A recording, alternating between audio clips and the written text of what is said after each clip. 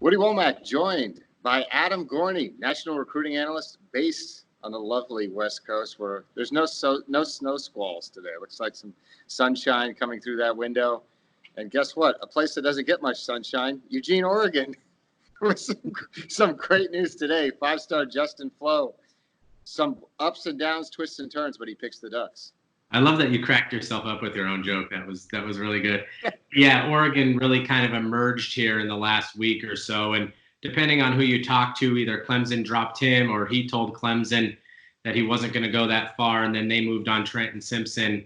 Either way, Oregon, huge commitment here. Five-star linebacker, and really, not to sound parabolic, but probably one of the best linebackers in the history of Rivals in terms of physical play, toughness, going after people, athleticism, wanting to be on the field. And so teaming him with Noah Sewell in this class is outstanding.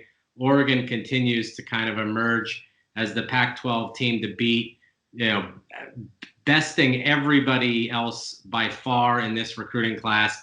And Flowe is a huge addition for them. Yeah, hey, I don't think it's overstated. I'm the king of the Justin Flowe fan club. I try to wear my shorts like that when I go to the gym, but I don't get the same reaction as Justin does. No.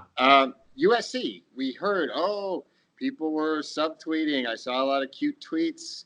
Oh, they've got silent commits. Bryce Young might not go out there. They're going to get Justin Flowe. We look at their commitment list. They got 11 commits. They're 74th in the country. What happened? Yeah, they have silent commits. They're just no one's saying anything. They're just completely silent or else going elsewhere. Yeah. Bryce Young, that rumor I didn't think had any legs. I know that there was some idea that staying close to home and having family and friends, the modern day connection could have played a big factor there. I just never really believed that it was an actual thing, and it proved not to be. Justin Flowe had a nice visit there over the weekend, but he always kind of felt lukewarm about USC. They kind of backed off of him when he throughout the season when Clemson was really pushing and Oregon never stopped. And so those are two big losses if you were even to consider them part of, involved in USC. They will get some players down the stretch. Gary Bryant is a guy who's very high on them, and they'll get some others here and there, but this is going to be one of the worst classes for USC in Rivals history. Clay Helton said at his press conference today in complete politicking mode that, they got the guys they needed and they didn't bat 100% or 1,000%, but they didn't bat, they were definitely not in the all-star range here. They were in the 200s at best. So very tough class for them. And understandably in a way though, Woody, because everybody expected him to be fired this year. He wasn't. So the 20 class is pretty much gone.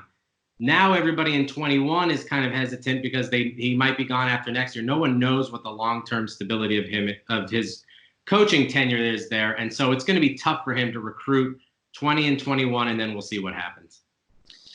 Yeah, this was when they brought him back. I how this is just going to happen again next year now. I mean, what's to stop it from happening again next year? Nothing, right? Unless they go undefeated or something.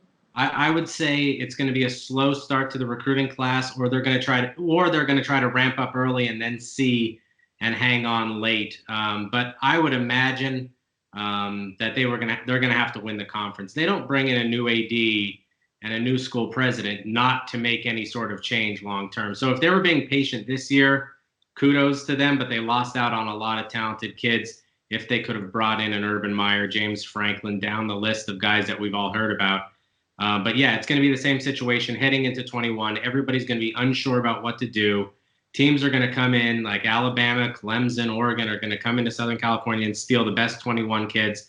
But it's a real miss in the 20 class because you have Uyunglele, Flowe, Ricks is a Southern California kid who grew up a USC fan. Bryce Young was committed there. Kendall Milton is a kid that would have absolutely have gone to USC 10 years ago. And so those five guys just starting there are all gone. So it's been a real miss.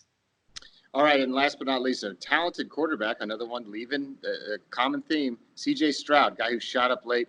Some comparisons, at least from his recruitment, to Jaden Daniels, a guy whose stock really rose as his career went along. And we saw what Jaden did. C.J. ends up committing to Ohio State. We talked to Ryan Day, and he was thrilled to get him. So how big is that for the Buckeyes? Yeah, I think C.J. Stroud could end up being one of the best quarterbacks in this class. Jaden Daniels, like you said, was a guy that at late finished really high in the class and backed it up this year at Arizona State. And so I think Stroud, very talented quarterback, a guy who's athletic but wants to stay in the pocket most of the time and deliver it all over the field, but can get out and run. So I think he's a little more like Jaden Daniels than he is Justin Fields. I know that comparison is going to happen because of Ohio State. I think Fields is a more talented downfield passer and playmaker, but Stroud is a really, really good kid who's definitely you're not going to see a lot of drop off in Columbus once Fields leaves and then Stroud competes for that starting job. All right, Adam. Well, the Pac-12 still got some work to do. So you're going to be working for the next month and a half. I'm going to go on vacation. So what else is there? Yeah, I'll be in Greece for the next 6 weeks until the next signing day. So thanks for joining us. We're getting ready to wrap things up. We still got some West Coast guests, though, so keep it tuned to Rivals.com for some more videos throughout the night. Thanks again, Adam.